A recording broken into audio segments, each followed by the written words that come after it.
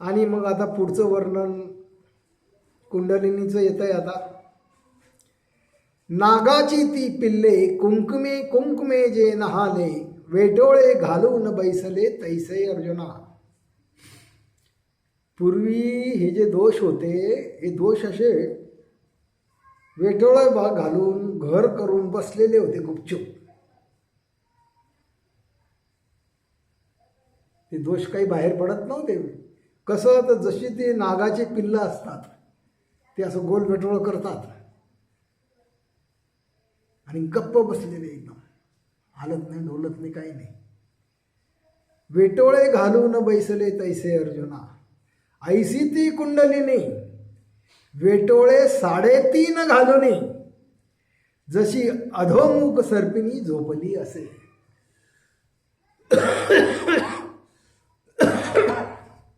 आता इथे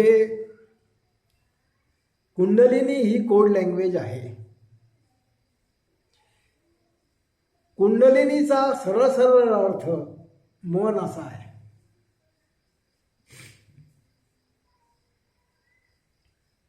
हा जो आपण ज्याला ओंकार म्हणतो 3.5 मात्रांचा, तो ओंकारही मनच आहे. अस्तित्वाची प्रक्रिया आहे ती. तर ऐसी ती कुंडलिनी वेटोळे 3.5 घालुनी. ओंकार 3.5 मात्राचा असतो, म्हणून ही जी कुंडलिनी आहे तिचे वेटोळे 3.5 आहेत म्हणे. तर त्या 3.5चा संबंध त्या मनाशी आहे, त्यात ओंकाराशी आहे. जशी अधोमुख सर्पिणी झोपली असे, खाली तोंड घालून एखादी नागिन जशी झोपावी 3.5 वेटोळे घालून, तसं हा सगळा संस्कारांचा प्रकार आहे, हा मनोविकारांचा प्रकार आहे. विजेची ती कडी वा अग्नीची घातली घडी, ती सोनियाची लगडी गोटी व जैशी. आणि मग ते सगळं त्या नागिनीचं कुंडलिनीचं वर्णन करताना जशी विजेची कडी करावी किंवा अग्नीची घडी घालावी किंवा सोन्याची लगड घोटी व जैशी, असे म्हणजे ते काहीतरी एक शक्तीच असते ती. जरी ते दोष स्वरूप त्याच्यात असलं तरी ते त्याच्यात दोषही असतात आणि चांगलेही गुण असतात. तर असं सगळं ते मनाचं वर्णन हे सगळं ते 3.5 मात्रांचा ओंकाराचं. जी ती झोपली होती, जी होती झोपली, आपल्याच ठिकाणी दाटली, तीच आता उठली होऊनी सावध. आणि अशी ती शांतपणे पडलेली होती 3.5 वेटोळे मारून. म्हणजे ते जे काही मन होतं, म्हणजे आपलं जे मन आहे, ज्याला जागृती, स्वप्न, सुषुप्ती आणि तुर्य असं म्हणतात, हेच ते 3.5 वेटोळे आहेत. इंग्लिशमध्ये त्याला conscious, subconscious, unconscious, universal conscious असं म्हणतात. मनाचे 4 स्तर आहेत ते. तर 4 पैकी 3 स्तर पूर्ण आणि शेवटच्याला अर्ध म्हटलं जातं. तर असं ते 3.5ची ती भाषा आहे. आणि ती जी अशी एक प्रकारे झोपली होती, सुषुप्त अवस्थेमध्ये होती, ती उठते. आणि त्याचा अर्थ काय आहे? त्याचा अर्थ आहे आता 4 अवस्थांच्या निरासाला सुरुवात झाली. कारण आपल्या या ज्या अवस्था आहेत या झोपल्यासारख्या असतात, त्या पडलेल्या असतात आतमध्ये, पण त्याला काही आपण कधी धक्का लावत नाही, त्यांना कधी चाळवत नाही, त्यांना जागृत करत नाही. आपल्या खालच्या अवस्था जागृत झालेल्या आपल्याला माहितीच नाही. पण ध्यानामध्ये त्या खालच्या अवस्था जागृत व्हायला लागतात. तुम्हाला जर ध्यान समजायला लागलं तर जागृती, स्वप्न, सुषुप्ती किंवा मग ते 4 देह, 4 वाचा, 4 कोश, काही म्हणा तुम्ही, वेगवेगळे नाव आहेत त्यांना, ते जागृत व्हायला लागतात. आणि त्याला म्हणतात मग कुंडलिनी जागरण. कुंडलिनी म्हणजे आपलंच कर्म मागचं. जे शांत पडलेलं असतं आणि खरं ध्यानच त्यांना उठवू शकतं. बरं, तुम्ही लाखो जन्म जरी जप केला तरी त्याला धक्का लागत नाही. ती कुंडलिनी, त्या अवस्था, ते देह आणि ते कोश कधीच जागृत होत नाही पूजा, प्रार्थना, स्तुती आणि नामजपाने. उलट मागचे सगळे दोष अजून घट्ट बसतात. कारण ती अहंकाराची क्रिया आहे. नाम घेणं, नाम घ्यायला अहंकार लागतो, प्रयत्न लागतात, संकल्प लागतो, मनाचा निश्चय लागतो. आणि त्या पद्धतीने आपण मनाचा निराश करत नाही, मन उलट बळकट करतो. उलटा प्रवास आहे हा, आत्मज्ञानाच्या उलटा प्रवास आहे. आणि त्या उलट्या प्रवासामध्ये सर्व जग अडकून गेलेलं आहे.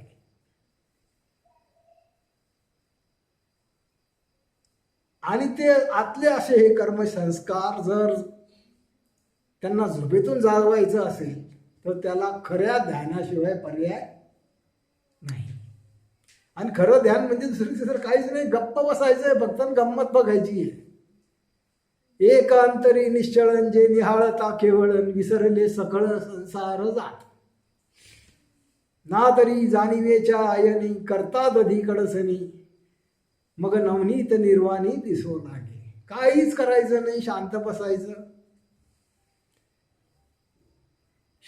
काहीही करणे ही अहंकाराची कृती आहे, हे समजलं पाहिजे. काहीही करणे, मग तुम्ही पूजा करा, का प्रार्थना करा, का स्तुती करा, का जप करा, काहीही करा, तुमचं मन जर काहीही करत असेल तर मागचे संस्कार कधीच नष्ट होणार नाहीत. उलट तुम्ही काहीतरी करता म्हणजे अजून नवीन संस्कार बनवता आहेत. तुमचं संस्कार बनवण्याचं काम चालूच आहे.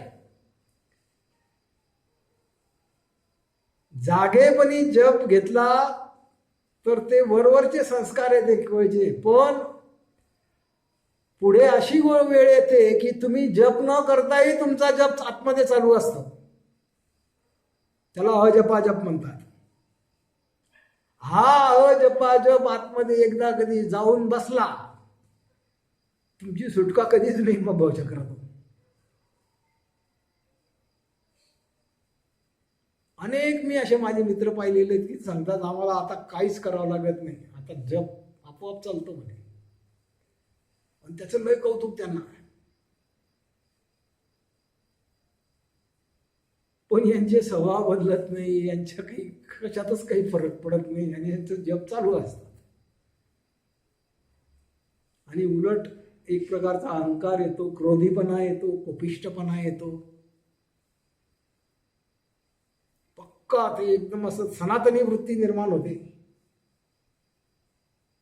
अशी सगळी मन घट्ट करण्याची ती प्रक्रिया होते आणि ही प्रक्रिया त्याच्या उलट आहे. जी होती झोपली आपल्याच ठिकाणी दाटली, तीच आता उठली होऊन सावध. ते नक्षत्र जैसे उलंडले की सूर्याचे आसन मोडले, वा तेजाचे बीज अंकुरले तैसे अर्जुन. आता तर अनुभवाचं, त्या जागृतीचं एक एक वर्णन करता येते.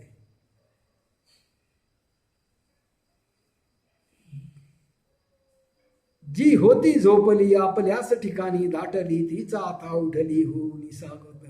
ते नक्षत्र जैसे उलंडले की सूर्याचे आसन मोडले, वा तेजाचे बीज अंकुरले तैसे अर्जुना. तैसे आळस तो झाडून सर्वांग मोडून, होते ते जागरण कुंडलिनीचे. सगळं हे त्या जागृतीचं वर्णन. एक प्रकारची अशी आळस झाडते, अंग मोडते. आपण नाही का झोपेतून उठल्यानंतर अंग मोडतो, सगळं आळस देतो, कारण आता जागृतीत आलो, झोपले होते पहिल्यांदा. तर तसं त्या संस्कारांचं पण आहे. ते संस्कार सावध झाले की मग त्यांचे गुण दाखवायला ते सुरू करतात.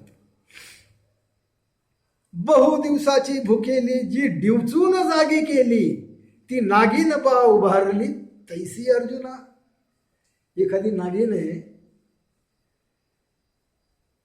आता आपल्या शेतात खताचे खड्डे बिड्डे असतात, खाली जाऊन बसते ती अशी 4 फूट 5 फूट खाली. तिथे अंडे बिंडे घातलेले असतात तिने 50-50. तिथे अशी ती बेटोळे घालून बसलेली असते आणि खत काढायची वेळ आली की ती जर डिवसली जाते ना मग. तेव्हा तिचं फुतकारण, तेव्हा तिचा तो तमाशा पहा ती कशी कशी करते ती. तर ते वर्णन आहे सगळं असं की बहुदिवसाची भुकेली जी डिवचून जागी केली ती नागेन बा उभारली तैसी अर्जुना. तेज तर्रार चमकते ती अशी मस्तपैकी आणि अशी काही फुटकार टाकते ना, अशा काही हालचाल असतात तिच्या की डोळा ठेरत नाही तिच्यावर. आपल्या ओळखीचं उदाहरण त्या नागिनीचं म्हणून त्यांनी ते दिलं की हे तुम्हाला समजलं पाहिजे असं काहीतरी विचित्र घडतं. मग हृदय कोशा तळवटी जाये त्या पवनाची या भेटी घालून तयासी मिठी गिळी त्या ते. आणि हे जे मग हृदय कोशा तळवटी जाये त्या पवनाची या भेटी घालोनी तयासी मिठी गिळी त्या ते. तर हे सगळं वर्णन सुषुप्तीचं आहे, प्राणमय कोशाचं आहे, वायुमय कोशाचं आहे. आणि तो वायू तिथे जागा केल्यासारखा होतो. आणि तिथे जागृती झाल्यानंतर काय होतं, मग स्वयेच्या तेजाते ती शरीरभर पसरवते मासाची शुद्धी करते सर्व दूर अर्जुना. आणि मग तो एक प्रकारचा वायू जागलेला आतमध्ये, तो वायू सगळ्या शरीरात पसरायला लागतो. जाणवतं आपल्याला, त्या संवेदना जाणवतात, ते हालचाल काहीतरी बाहेर पडतंय, अंगातनं विजा बाहेर पडतात का काय असं हे होतं. असं कधी हात धरला तर आपल्याला जाणवतं ते की काहीतरी या बोटातनं याच्यात असं बाहेर पडतंय सगळं. काहीतरी शक्ती जागते आणि ती शक्ती मग शरीरभर अशी पसरते. जेथे जेथे आहे मास तेथे तेथे ती घेते 2 घास शुद्ध करते ती हृदयास ऐसी अर्जुना. आणि अशा प्रकारची ही एक शुद्धी प्रक्रिया आपल्यामध्ये होते जेव्हा तुम्हाला ध्यानाची समज येते. मग तळवे तळ हात शोधी वरचा भागही भेदी ऐसी शुद्धता ती साधी शरीरात. अशी शुद्धता मग ती सगळ्या शरीरात तळवे हे ते तुमचे सगळ्या शरीराची शुद्धी ती करायला लागते. कारण ती शक्ती असते आणि ती शक्ती जागली की तुमच्या शरीरातले दोष ती घालवते. ती अधोभागही न सोडी नखातीलही दोष काढी दोन्ही त्वचा जोडी सापळ्यासी. एकेका ठिकाणचे दोष काढते. दोष कुठपर्यंत, नखापर्यंत काढते. मध्ये शरीर तर काढते शेवटच्या टोकापर्यंत असे सगळे दोष काढते ते. अस्थीच्या नळ्या निरपते नि शिराही सर्व ओरपते करपून ती टाकते केस बीजा. असं सगळं आपल्या ज्या हाडांच्या नळ्या आहेत, रक्ताच्या ज्या शिरा आहेत आणि हे जे काही असंख्य केस रोम आहेत सगळे त्याची बीज आहेत, तिथे तिथे जिथे जिथे अशुद्धी असेल ते सगळं ती साफ करते. ऐसे सप्त धातूचे करून शोधन भागवी आपली ती तहान ऐसी शुद्धी प्रक्रिया महान कुंडलिनी. आणि असं जे काही जागरण आहे मग ते 4 अवस्थांचं 4 कोशांचं, तर त्याच्यामध्ये 7ही धातूंचं शुद्धी होते. आणि त्याला म्हटलं जातं की ती कुंडलिनीची तहान भागते. मग एक प्रकारची शुद्धी घडवून आणते ती. ऐसी शुद्धी प्रक्रिया महान कुंडलिनी. नाकपुड्यातून वारा जो जात असे अंगुळे 12 ती गच्च धरुणी माघारात घाली. आता हे जे नॉर्मल आपला श्वास चालू असतो, तर नॉर्मल श्वास असं म्हटलं जातं की तो 12 बोट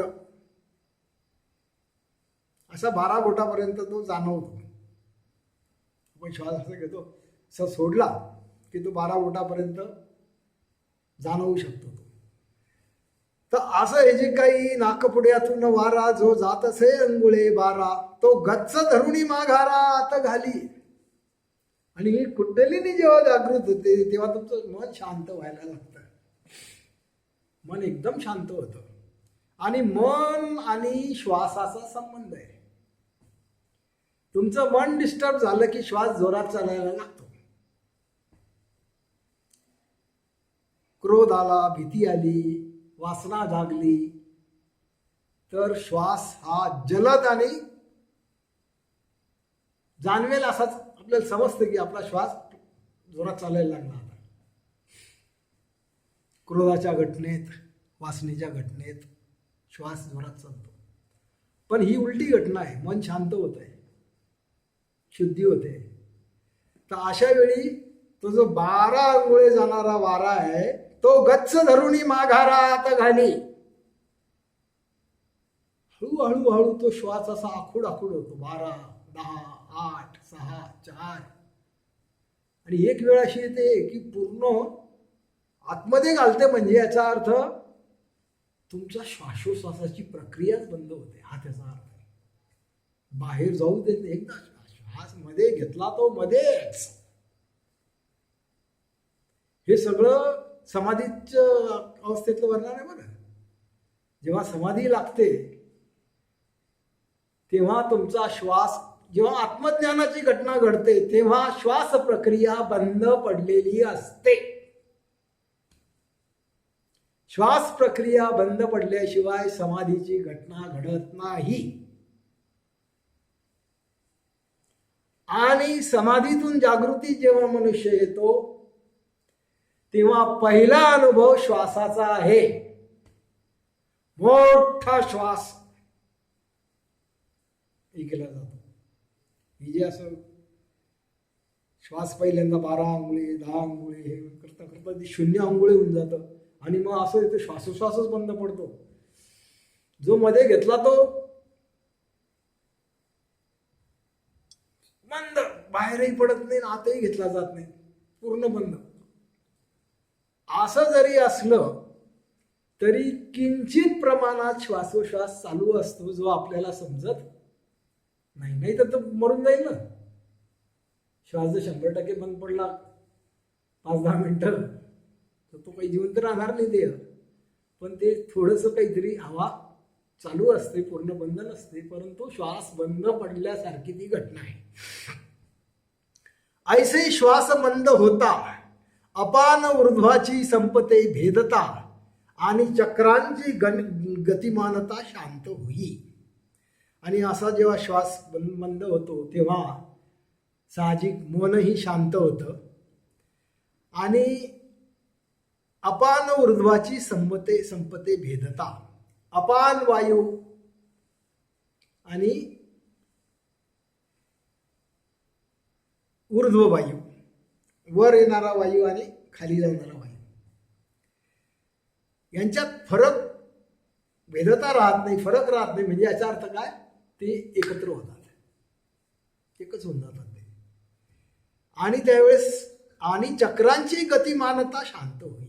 आता इथे जे 6 चक्र सांगितलेले आहेत मूलाधारापासून तर वरच्यापर्यंत, त्या 6 चक्रांची गतिमानता शांत होते. याचा अर्थ काय, हे 6 चक्र म्हणजे काय माहिती आहे का? 6 चक्र म्हणजे असं आहे की आपल्या पाठीच्या कण्यातून जिथून जिथून मज्जातंतू, नर्वस सिस्टीम ही बाहेर पडते, ते जे पॉइंट आहेत ते 6 पॉइंट आहेत. एक खालून इथं चालू होतो, ते दोन्ही पायामध्ये ते जातात. नंतर त्याच्या वरच्या याच्यातून थोडंसं दुसरा पॉइंट, तिथून आपल्या आतले जे काही अवयव आहेत पोटातले तिथे जातात. त्याच्यावरती मग हृदय विदय आहे तिथले जातात. मग इथे कंठबिंठ आहे तिथलं जातो. मग आद्याचक्र आहे इथलं जातं.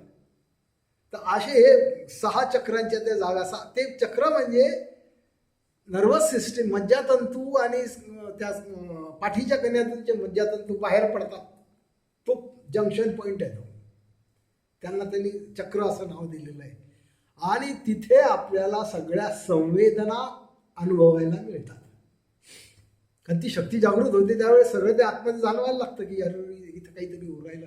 जशी एखादी मुंगी जर आपल्या पाठीच्या कण्यातून चालत निघाली तर आपल्याला सगळ्या संवेदना अशा कशा जाणवतील की चाललीवर चाललीवर चाललीवर. तशी ती एनर्जी खालून जी जागी होते तर जागी होताना ते सगळं असं आतला आत आपल्याला समजतं की अरे हे चाललं. हे तुम्हाला गंमत माहिती आहे का? आता आपल्याला कोणालाही हृदयाचा ठोका समजतोय का? आता या ध्यानाच्या अवस्थेमध्ये तुम्ही काही नको धडाड धड धडाड धड धड धड धड धड धाड धड तुम्हाला तो आतलाही आवाज यायला लागतो सगळा. बिलकुल असं वाटतं की अरे हे इंजिन काय जोरात चालू आहे म्हणून. आणि आता तर पत्ता बी नाही ते चालू आहे का बंद आहे का काय आहे काहीच नाही पता. पण अशी जर एक आंतरिक जागृती आली की आपल्याला आतल्या घटना कळायला लागतात. ऐसे श्वासमंद होता अपान ऊर्ध्वाची संपते भेदता आणि चक्रांची गती मनात मानता शांत होणे. ऐसे प्राण अपान एक होणे ऐसे प्राण अपान एक होणे तेची कुंडलिनीचे जागणे जे श्वास प्रक्रियेचे थांबणे जाण अर्जुना. श्वास प्रक्रिया थांबते. आत घेतलेला श्वास आत आणि बाहेर सोडलेला श्वास बाहेरच. ते कुंभक रेचकची भानगड नाही का प्राणायाम करायची. ही घटना घडली पाहिजे आत्मज्ञानासाठी. मग या विद्वानांनी कुठेतरी ऐकलं कोणाच्या तोंडून की असा श्वास बाहेर गेला की बाहेरच राहतो आणि आत गेला की आतच राहतो. यांनी रेचक आणि कुंभक सुरू करून दिले माहितीये का. श्वास बाहेर सोडायचा आणि बाहेरच दाबून धरायचा, आत घ्यायचा आणि आतच दाबून. असे विद्वान आहे आपण सगळे माहितीये का.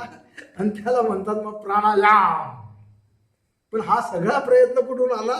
हे कुठून तरी कोणाकडून तरी ऐकलं त्यांनी की असं श्वासाचं होतं. मग हे म्हणतात आम्ही करतो तसं. अरे बाबा ती करायची गोष्ट नाही, ते आपोआप होतं. तुम्ही करायला गेले तर बाप जन्मात होणार नाही ते कधीच. तर अशा हे सगळ्या गमती जमती योग्य मार्गदर्शन नसले तर भलतं काहीतरी करायला माणूस सुरुवात करतो. आणि हे सगळं अध्यात्म असं सगळं कुठल्या कुठे निघून जातं मग. आणि मग लोक ते हठयोग काय करतात, प्राणायामाच्या काय मागे लागतात. हे प्राणायामाची दुसरी गंमत माहिती आहे का काय आहे? तुम्ही जेव्हा असा खूप श्वास ऑक्सिजन आतमध्ये घेता ना तर त्या ऑक्सिजनमध्ये शक्ती आहे, एनर्जी आहे. तुम्ही जास्त प्राणायाम करा. आजवर रामदेव बाबा प्राणायाम शिकवतो ना सगळे. हे प्राणायाम जर तुम्ही असे रोज 2-3 तास केले तर तुमच्या अंगात इतकी शक्ती संचारते, इतकी शक्ती संचारते कल्पना करू शकत नाही आपण. असं हलकं फुलकं असं वाटतं की जसं काही आपण हवेतच आहे, स्वर्गातच आहे. पण हे सगळे त्या प्राणवायूचे ताकदीचे परिणाम आहेत. याचा अध्यात्माशी संबंध नाही. भयंकर असे कठोर प्राणायामाची जे साधना करतात त्यांना ते अनुभव 100% येतात. हे जे रविशंकरांचं आहे की नाही, हे रविशंकर अशा प्रकारचे प्राणायाम करून घेतात बरं. त्यांची जर एखादं शिबिर तुम्ही केलं तर त्या ह्याच्यात तुमच्याकडून असं एकदम जबरदस्त प्राणायाम ते करून घेतात. आणि त्या प्राणायामात तुम्हाला मग हे सगळे अनुभव 100% येतात.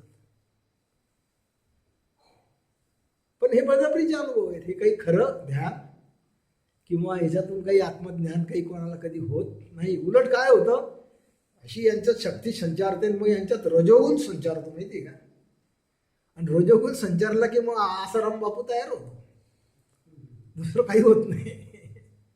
तर हे असं म्हणजे शक्ती संचारल्यानंतर ती शक्ती जर तुम्हाला कंट्रोल नाही करता आली, त्या शक्तीचं तुम्हाला हे नियमन नाही करता आलं तर ती शक्ती तुम्हाला भलतीकडेच घेऊन जाते. म्हणजे हे ध्यान धारणा हे लहान मुलांची खेळ नाही आहेत. समज आलेल्या माणसाने करायचे हे सगळं आहे. नाही तर मग आपल्या ऋषीमुनींच्या कथा आपल्याला माहिती आहे की काय होतं. आणि ती एकदा एनर्जी जागल्यानंतर तुम्हाला समज नसेल तर तुम्ही सहज बळी पडता त्याला. असा सगळा तो प्रकार आहे.